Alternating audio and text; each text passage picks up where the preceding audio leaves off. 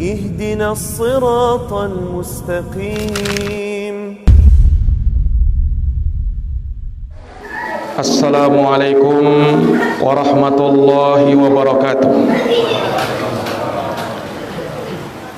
Innal hamdalillah nahmaduhu wa nasta'inuhu wa nastaghfiruh wa na'udzu billahi min shururi anfusina wa min sayyiati a'malina.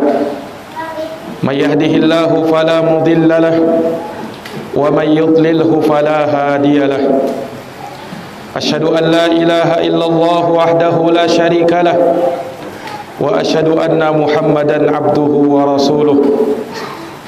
Ya ayyuhalladzina amanu taqullaha haqqa tuqatih wa la tamutunna illa wa antum muslimun. Ya ayyuhan nasu taqu rabbakumul ladzi khalaqakum min nafsin wahidah wa khalaqa minha zawjaha wa batha minhuma rijalan katsiran wa nisaa wattaqullaha alladzi tasaaluna bihi wal arham innallaha kana 'alaikum raqiba. Ya ayyuhalladzina amanu taqullaha wa qulu qawlan sadida yuslih lakum a'malakum wa yaghfir lakum dhunubakum wa may yuti'illaha wa rasulahu faqad faza fawzan 'azima. Amma ba'd, fa inna asdaqal hadithi kitabullah wa khairal huda huda Muhammadin sallallahu alaihi wa ala alihi wa sahbihi wa sallam wa syarrul umuri muhdatsatuha fa inna kulla muhdatsatin bid'atun wa kulla bid'atin dhalalatun wa kulla dhalalatin finnar. A'azani Allah wa iyyakum minan nar. Ma'asyiral muslimin, sidang jamaah salat khusuf yang dirahmati dan dimuliakan oleh Allah Subhanahu wa taala. Alhamdulillah, alhamdulillahi bi ni'matihi tatimmus shalihat. Segala puji hanya bagi Allah yang dengan nikmat-nikmatnya tertunai segala amal-amal kebajikan. Salawat dan salam semoga terhatur limpahkan kepada junjungan kita Nabi Agung, Nabi besar Muhammad sallallahu alaihi wasallam, kepada keluarga, para sahabat serta orang-orang yang senantiasa meniti jalannya sampai hari kiamat. Ma'asyiral muslimin, sidang jamaah salat khusuf yang dimuliakan oleh Allah Subhanahu wa taala. Pada malam hari ini kita berkumpul di tempat yang mulia ini untuk kita menegakkan salah satu ibadah dari ibadah yang Allah Subhanahu wa taala syariatkan, dari ibadah yang Rasulullah sallallahu alaihi wasallam tuntunkan, yaitu salat khusuf, salat gerhana bulan. Karena di malam hari ini Allah Subhanahu wa taala telah menampakkan salah satu tanda dari tanda-tanda kekuasaannya. Allah Subhanahu wa taala menampakkan salah satu dari tanda-tanda kebesaran Allah Subhanahu wa taala, yaitu terjadinya gerhana bulan. Ma'asyiral muslimin, jamaah yang dirahmati dan dimuliakan oleh Allah, sesungguhnya gerhana pernah terjadi di masa Rasulullah sallallahu alaihi wasallam, sebagaimana yang diriwayatkan oleh Imamul Bukhari dan Imam Muslim dari sahabat, dari Aisyah radhiyallahu taala anha, bahwasanya ketika terjadi gerhana maka Rasulullah sallallahu alaihi wasallam pun menegakkan ibadah kepada Allah. Beliau menegakkan salat berjamaah, salat khusuf, yaitu salat gerhana. Maka setelahnya beliau pun berdiri khutbah di hadapan manusia. Beliau memuja dan memuji Allah Subhanahu wa taala, dan beliau menyanjung Allah Subhanahu wa taala atas segala kenikmatan yang Allah Subhanahu wa taala berikan. Kemudian selanjutnya Rasulullah sallallahu alaihi wasallam bersabda tatkala itu, "Inna syamsa wal qamar min ayatillah." Sesungguhnya matahari dan bulan merupakan tanda-tanda kebesaran Allah. Dia merupakan tanda-tanda kekuasaan Allah Subhanahu wa taala. Wa innahuma la yankhasifani limauti ahadin wala lihayatihi. Dan sesungguhnya matahari dan bulan tidaklah gerhana dikarenakan kematian seseorang atau dikarenakan menandakan kelahiran seseorang. Fa idza ra'aitumuhuma, maka apabila kalian melihat gerhana matahari ataukah gerhana bulan, maka kata Rasulullah sallallahu alaihi wasallam, fakabbiru, bertakbirlah membesarkan Allah, wada'ullah, berdoalah kepada Allah, wasallu, tegakkanlah salat gerhana, tegakkanlah salat gerhana, watasaddaqu, dan kemudian bersedekahlah kalian, kata Rasulullah sallallahu alaihi wasallam. Kemudian Nabi bersabda, ya ummat Muhammad, wahai umat Muhammad, inna min ahadin aghyara min Allah ayyazniya abduhu aw tazniya amatuh. Ketahuilah wahai umat Muhammad, sesungguhnya tidak ada seorang pun yang lebih pencemburu daripada Allah Subhanahu wa taala, yaitu tatkala hamba melakukan perbuatan nista, perbuatan zina, demikian pula hamba perempuannya yang melakukan perbuatan zina. Ya ummat Muhammad, wahai umat Muhammad, kata Rasulullah sallallahu alaihi wasallam, lau ta'lamuna ma a'lam, andaikan kalian tahu apa yang aku tahu, labakaitum katsira wala dahiktum qalila, niscaya kalian akan sedikit tertawa dan niscaya kalian akan banyak menangis, kata Rasulullah sallallahu alaihi wasallam. Kemudian Nabi SAW mengatakan, ala hal ballaghtu, ketahuilah, bukankah telah kusampaikan risalah ini? Ketahuilah, bukankah telah kusampaikan agama ini? Kata Nabi kita Muhammad sallallahu alaihi wasallam. Sidang jamaah salat khusuf yang dirahmati dan dimuliakan oleh Allah, maka dari khutbah Rasulullah sallallahu alaihi wasallam ini kita bisa mengambil banyak pelajaran. Sedikitnya ada 5 pelajaran yang kita bisa petik dari khutbah gerhana yang disampaikan oleh Rasulullah sallallahu alaihi wasallam. Yang pertama, para hadirin yang dirahmati oleh Allah, sesungguhnya matahari dan bulan, dia merupakan tanda-tanda kebesaran Allah Subhanahu wa ta'ala. Maka jamaah yang dirahmati dan dimuliakan oleh Allah, ketika Allah Subhanahu wa ta'ala menjadikan sebahagian makhluknya sebagai tanda-tanda kebesaran Allah, maka hendaknya kita fikirkan untuk memikirkan kebesaran dan keagungan Allah Subhanahu wa ta'ala. Karena ketika kita melihat betapa luar biasanya makhluk-makhluk Allah, di antaranya matahari dan bulan, maka ini menunjukkan akan keagungan dan kebesaran penciptanya, yaitu Allah Subhanahu wa ta'ala. Allah berfirman di dalam Al-Quran, wa minal laili wa min ayatihi al-lail wan nahar wasyamsu wal qamar la tasjudu lisyamsi wala lil qamar wasjudu lillah alladzi khalaqahun in kuntum iyyahu ta'budun. Allah Subhanahu wa ta'ala menyatakan, dan di antara tanda-tanda kebesaran Allah adalah malam dan siang, matahari dan bulan. Maka janganlah kalian sujud kepada matahari dan bulan, akan tetapi sujudlah kepada Allah yang telah menciptakan matahari dan bulan. In kuntum iyyahu ta'budun, itu jika kalian benar-benar beribadah kepada Allah Subhanahu wa ta'ala. Karena sesungguhnya jamaah sekalian, di sana ada orang-orang yang menyembah matahari, di sana ada orang-orang yang menyembah bulan. Maka Allah Subhanahu wa ta'ala melarang, sembahlah Allah yang menciptakan matahari dan juga menciptakan bulan. Nabi kita Muhammad sallallahu alaihi wasallam melarang kita untuk salat ketika matahari terbit, ketika matahari terbenam, karena di saat itu sebahagian orang-orang musyrikin ada yang melakukan penyembahan kepada matahari.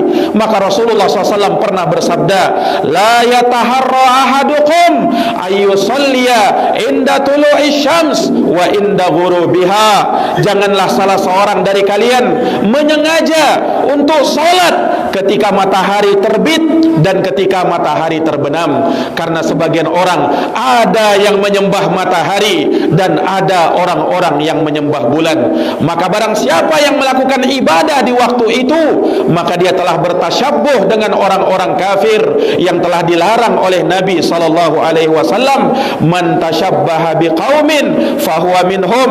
Barang siapa yang menyerupai suatu kaum, maka dia masuk ke dalam golongan kaum tersebut. Sidang jamaah salat khusuf yang dirahmati dan dimuliakan oleh Allah Subhanahu wa taala. Kemudian pelajaran yang kedua yang kita bisa petik dari khutbah gerhana yang disampaikan oleh Nabi sallallahu alaihi wasallam, bahwa ketahuilah jamaah sekalian, gerhana yang terjadi bukanlah sebagai tanda kematian seseorang dan bukan pula sebagai tanda kehidupan atau kelahiran seseorang. Karena sesungguhnya jamaah sekalian, ketika terjadi gerhana di masa Rasulullah SAW, orang-orang ketika itu menghubung-hubungkan dengan kematian seseorang atau dengan kelahiran seseorang.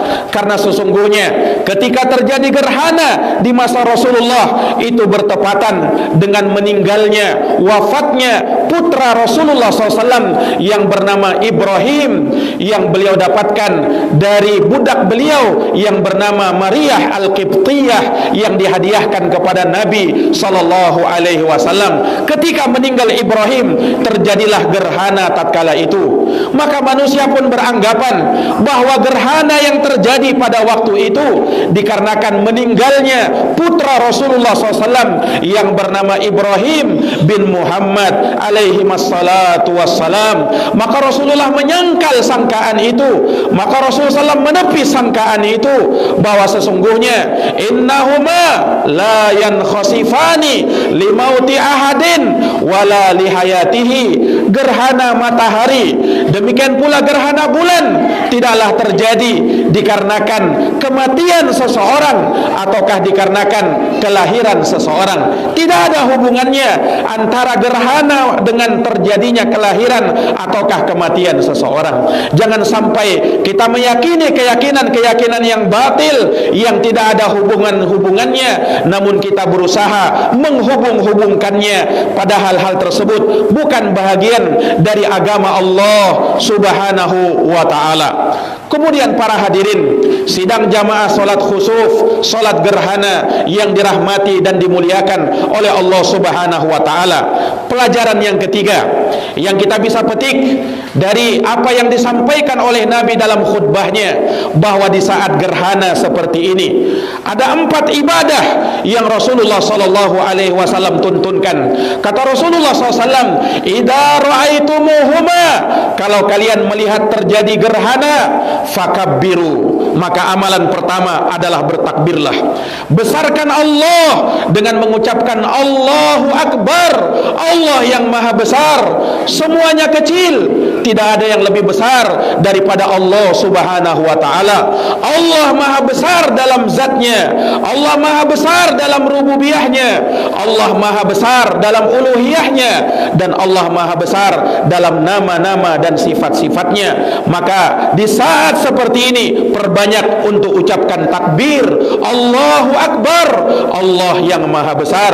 Kemudian kata Nabi SAW, setelah beliau menuntunkan untuk kita mengucapkan takbir pembesaran kepada Allah, Rasulullah mengatakan amalan yang kedua, wada'ullah, dan berdoalah kepada Allah Subhanahu wa ta'ala. Lakukan doa, bermunajat kepada Allah Subhanahu wa ta'ala sebagaimana yang Allah perintahkan di dalam Al-Quran. Ud'uni, berdoalah kepadaku, kata Allah, astajib lakum, niscaya aku akan kabulkan doa kalian. Innal ladina yastakbiruna an ibadati, sesungguhnya orang-orang yang menyombongkan diri dari beribadah kepadaku, sayadkhuluna jahannama dakhirin, maka niscaya ia akan masuk ke dalam neraka jahannam jahanam dalam keadaan hina. Rasulullah pernah bersabda, laisa syai'un akramu 'alallahi minad du'a. Tidak ada sesuatu yang lebih mulia di sisi Allah Subhanahu wa taala dibandingkan dengan doa. Inilah ibadah kedua yang dituntunkan oleh Nabi sallallahu alaihi wasallam. Kemudian yang ketiga, ibadah yang ketiga yang Rasulullah tuntunkan, kata Rasulullah, wasallu, tegakkanlah salat.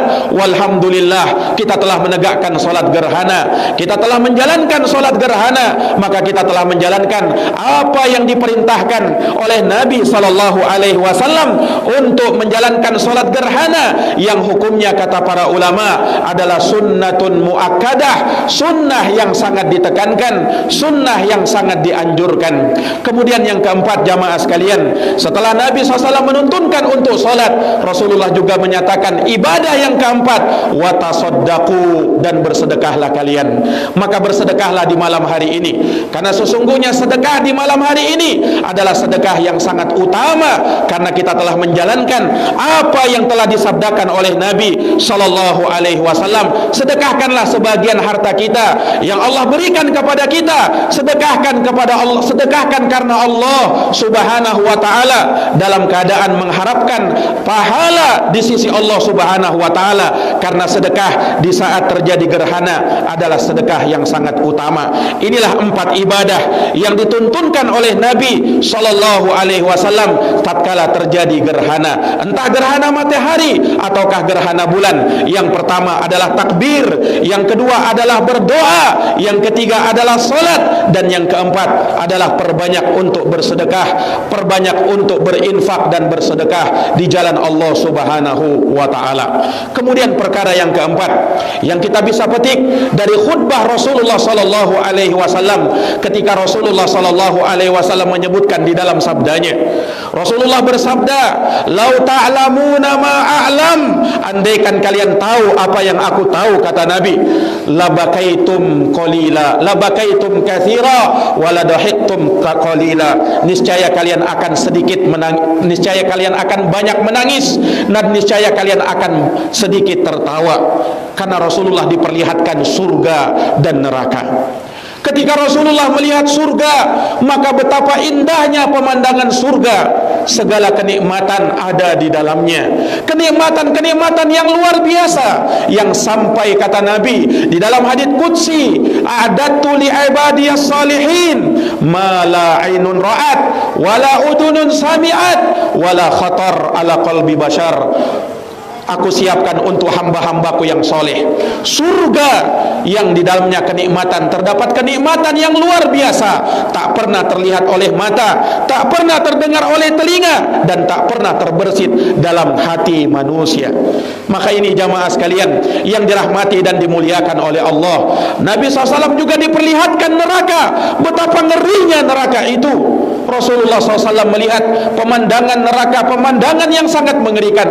Bayangkan jamaah sekalian, siksaan yang paling ringan di dalam neraka adalah apa yang disabdakan oleh Nabi, terompah yang dipanaskan, kemudian tatkala kaki masuk ke dalamnya, otak sudah mendidih karena panasnya sendal dari api neraka itu. Itu siksaan yang paling ringan, maka bagaimana lagi dengan siksaan yang paling berat. Nas'alullah salamata wal afiyah, kita memohon keselamatan dan perlindungan dari azab api neraka.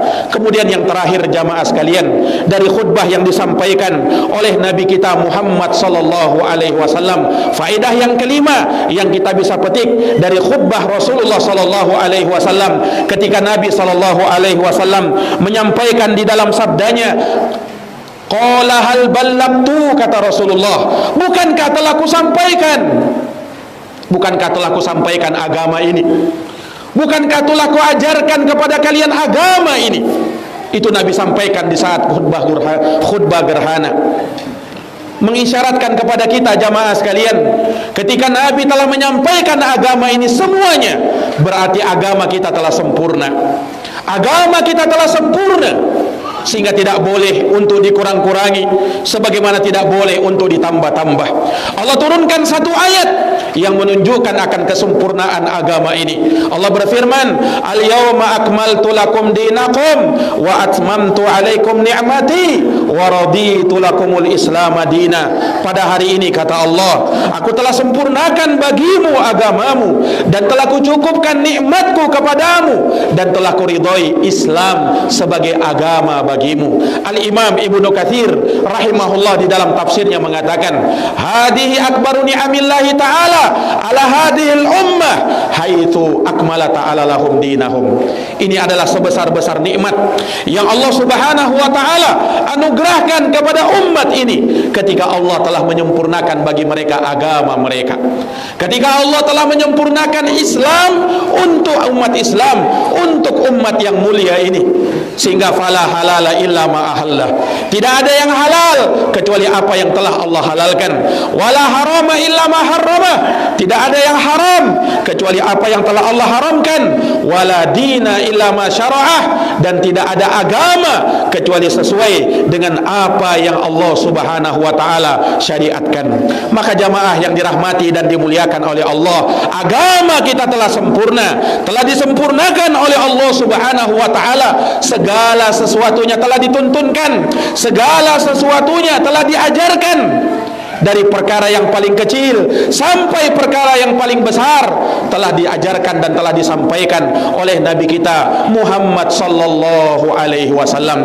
Oleh karenanya salah seorang sahabat yang mulia yang bernama Abu Dzar radhiyallahu anhu mengatakan, laqad tuwfiya Rasulullah sallallahu alaihi wasallam wa ma ta'irun yuqallibu janahaihi fis sama illa dzakara lana minhu ilma.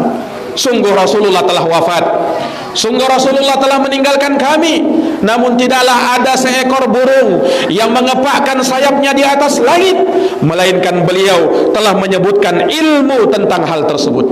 Ini menunjukkan kepada kita bahwa Nabi telah menerangkan agama ini secara sempurna. Nabi telah mengajarkan agama ini secara lengkap, sehingga tidak boleh untuk kita menambah-nambahnya. Kewajiban kita adalah ittiba dan tidak boleh untuk ibtidah. Sahabat Abdullah bin Mas'ud pernah berkata, ittabi'u, ittiba'lah kalian, ikutlah kepada jalannya Rasulullah, wala tabtadi'u, dan jangan kalian mengada-ada, membuat perkara baru yang tidak pernah dicontohkan oleh Nabi kita Muhammad sallallahu alaihi wa ala alihi wa sahbihi wasallam. Karena jamaah sekalian, kalau kita menganggap ada perkara agama yang tidak pernah diajarkan oleh Nabi, namun kita menganggap itu adalah hal yang baik, berarti kita telah menuduh Rasulullah telah berkhianat dalam menyampaikan risalah. Makanya Imam Malik, gurunya Imam Syafi'i rahimahumullahu ta'ala, beliau pernah berkata, barang siapa yang telah menganggap baik suatu perkara yang tidak pernah diajarkan oleh Nabi sallallahu alaihi wasallam, faqad za'ama, maka sungguh kata Imam Malik, dia menyangka anna Muhammadan sallallahu alaihi wasallam khanar risalah, bahwa Nabi Muhammad SAW telah berkhianat dalam menyampaikan risalah. Lianna Allah Ta'ala yaqul, sebab Allah berfirman, al-yawma akmaltu lakum dinakum, pada hari ini telah kusempurnakan bagimu agamamu.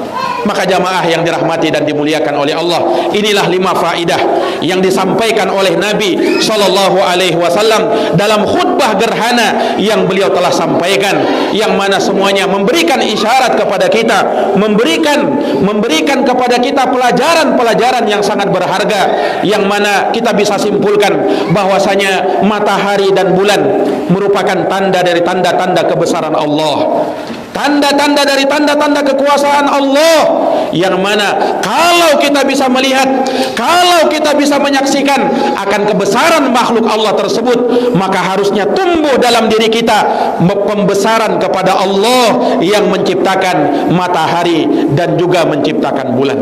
Kemudian jamaah sekalian, harus kita ingat, jangan sampai adanya gerhana ini dihubungkan dengan perkara-perkara mistis, perkara-perkara yang tidak ada hubungannya. Entah itu meninggalnya seseorang atau kelahiran seseorang, kemudian kalau dia lahir di saat gerhana, dia bisa melakukan perkara-perkara gaib, atau disangka bahwa dia bisa memiliki indera keenam, hal-hal yang tidak pernah dan tak pernah ada di dalam agama kita, agama Islam. Tidak ada hubungannya perkara tersebut. Adanya gerhana ini peringatan dari Allah Subhanahu wa taala kepada hamba-hambanya, agar hamba-hamba ingat kepada Allah, agar manusia ingat kepada Allah, supaya hamba banyak-banyak beristighfar kepada Allah, supaya hamba banyak-banyak membesarkan Allah, supaya hamba banyak-banyak beribadah kepada Allah. Ini peringatan Allah Subhanahu wa taala. Maka jangan sampai kita menjadikan adanya gerhana ini sebagai fenomena alam biasa. Dia hanyalah fenomena alam biasa, kata sebagian orang. Tidak, jamaah sekalian. Adanya gerhana merupakan peringatan dari Allah Subhanahu wa taala agar kita semakin meningkatkan ibadah kita kepada Allah Rabbul Alamin.